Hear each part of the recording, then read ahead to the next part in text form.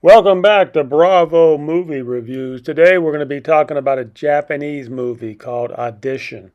It was made in 1999. It's a crazy, sick, twisted movie, trust me. Made by Takashi Miike.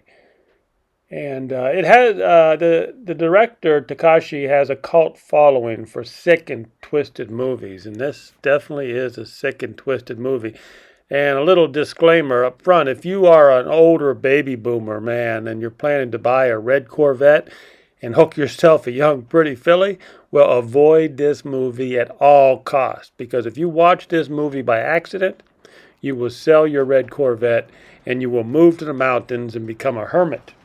So anyhow, this is an interesting take on, a story about an older man who has desires for a young, pretty woman, and he gets unlucky and picks this crazy psycho, I tell you.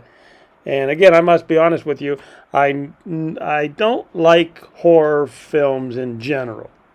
And my goal here on Bravo Movie Reviews is to only do reviews on very good movies here. So very rarely will I do a movie review on scary movies because they're normally not top rate. But since this movie also has touches of the surreal, I think that's probably the best part I like about the movie, the surreal pieces, especially the excellent dream scenes. So it's much, much more than a horror film. This is like a surreal, scary film. But there really is only one good reason why I'm doing this review. 10,000 baby boomers retire each and every day in America.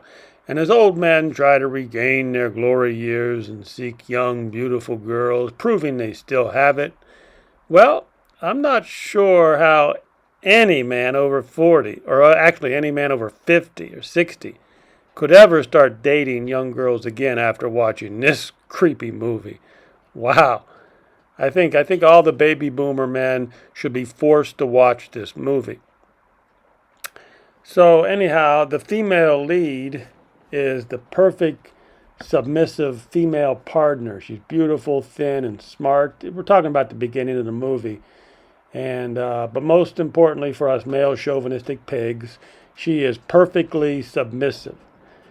But there she is. That's the beginning of the movie, and then then all hell breaks loose. I'm not going to ruin the movie for you, but this woman is basically a mentally unstable, abused young lady, and she sees love and torture as the same thing. Remember that. If you're going to watch the movie, remember, she's a twisted, mentally unstable, abused young lady, but she sees love and torture as the same thing, making being her partner a very, very unlucky roll of the dice in love, that's for sure. Now, this movie is hard to watch at times. I mean, you will find yourself literally closing your eyes. I just couldn't take it. You'll close your eyes in some of the graphic parts.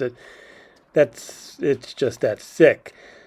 But in this sick new world that we live in today, where the young people see tattoo torture as a form of pleasure, so it's not too hard to imagine that young people being tortured at a young age today, growing up thinking torture and love is intertwined.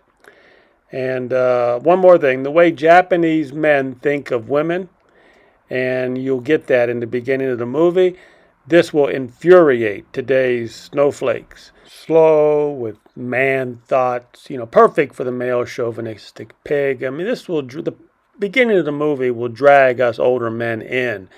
And then somewhere along the line, the feminist from hell is unleashed. So that's about it for this movie. Like I said, very rarely will I ever do movie reviews on scary movies. They just don't add up to me. For me, they just don't do it.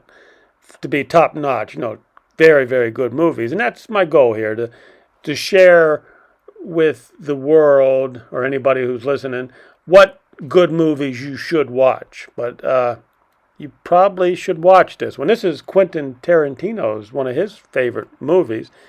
And since 2014, Hollywood has been trying to make a Hollywood remake version of this cult classic, but they're not having much luck getting that made.